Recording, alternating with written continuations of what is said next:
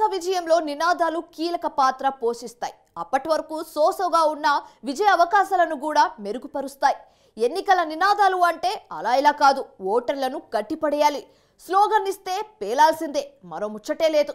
మన దేశంలో ఎన్నికల్లో విజయం సాధించి పెట్టిన నినాదాలు ఇవి.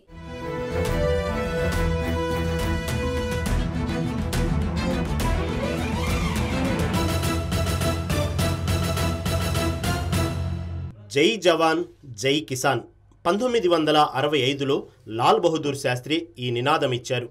జవాన్ల త్యాగాలను, రైతులను, కష్టాలను ప్రతిబింబిస్తూ జై జవాన్ జై కిసాన్ నినాదం ఇచ్చారు. 1998లో అప్పటి ప్రధాని వాజ్పేయి ఈ నినాదాన్ని మార్చారు.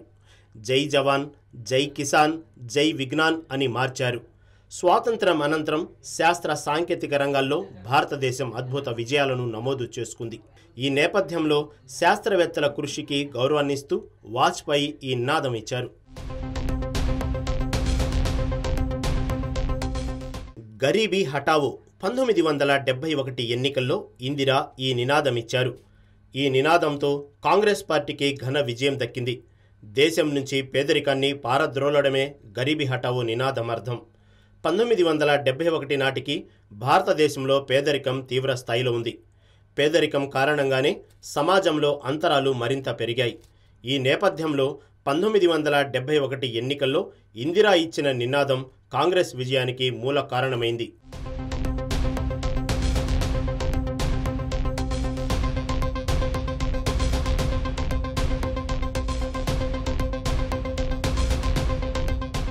ఇందిరా హటావో దేశ్ బచావో ఇందిరాగాంధీ పాలనకు వ్యతిరేకంగా ఇచ్చిన నినాదం ఇది. 1975-77 మధ్య అప్పటి ప్రధాని ఇందిరా ఎమర్జెన్సీ విధించటంతో దేశంలో తీవ్ర వ్యతిరేకత ఏర్పడింది. ఈ నేపథ్యంలో ఇందిరా హటావో దేశ్ బచావో అంటూ జయప్రకాష్ నారాయణ్ ఈ పిలుపునిచ్చారు. దీంతో 1977 లోక్సభ ఎన్నికల్లో కాంగ్రెస్ పరాజయం పాలైంది. జనతా పార్టీ అధికారంలోకి వచ్చింది. భారతదేశ చరిత్రలో తొలి కాంగ్రెసేతర ప్రభుత్వంగా జనతా పార్టీ సర్కార్ పేరు తెచ్చుకుంది. మొరార్జీ దేశాయ్ తొలి కాంగ్రెసేతర ప్రధానిగా రికార్డు సృష్టించారు.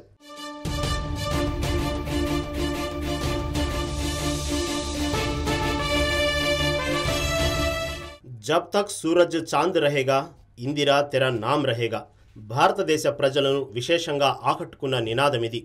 1984లో ఇందిరా దారుణ హత్యకు గురైన సందర్భంలో ఈ నినాదం వచ్చింది.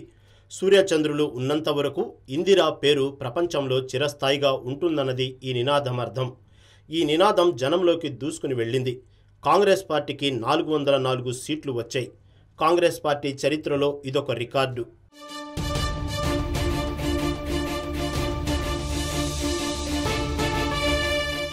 బారీ బారీ సబ్కీ బారీ ఆప్కీ బారీ అటల్ బిహారీ 1996లో బీజేపీ ఈ నినాదంతో ఎన్నికలకు వెళ్ళింది.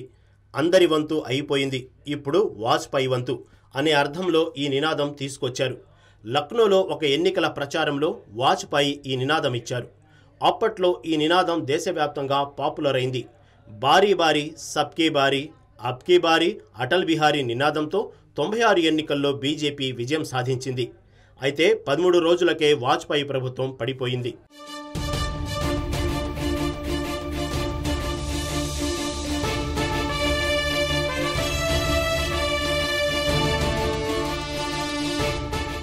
భారత్ వెలిగిపోతోంది ఈ నినాదం 2004 ఎన్నికల నాటిదే.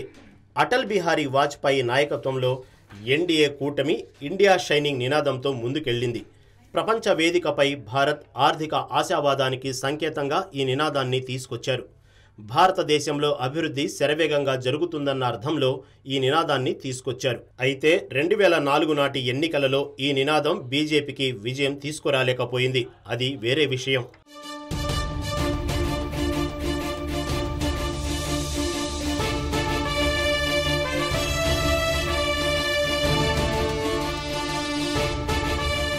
కాంగ్రెస్ కా హాత్ ఆమ్ ఆద్మీ కా సాత్ 2004లో కాంగ్రెస్ పార్టీకి అధికారం కల్పించిన నినాదం ఇది. కాంగ్రెస్ నాయకులు వారి పార్టీ గుర్తు అయిన హస్తంను ప్రత్యేకంగా తీసుకుని ఈ నినాదాన్ని తీసుకొచ్చారు. సామాన్యుడికి కాంగ్రెస్తోనే రక్ష అనే అర్థంలో ఈ నినాదాన్ని తీసుకొచ్చారు. ఈ నినాదం విపరీతంగా ప్రజాదరణ పొందింది. యూపీఏ కూటమిని అధికారంలోకి తీసుకురావడంలో కాంగ్రెస్ కా హాత్ ఆమ్ ఆద్మీ కా సాత్ నినాదం కీలక పాత్ర పోషించింది. యూపీఏ కూటమికి ప్రాణం పోసింది కాంగ్రెస్ కా హాత్ ఆమ్ ఆద్మీ కా సాత్ అనే నినాదం.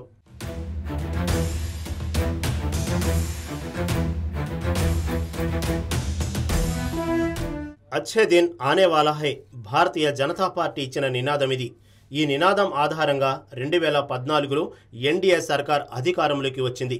ఆ సమయంలో అప్పటి యూపీఏ పాలనలోని లోపాలను, వైఫల్యాలను ఎత్తి చూపుతూ అచ్చే దిన్ ఆనే వాలా హై అంటూ బీజేపీ నినాదం ఇచ్చింది.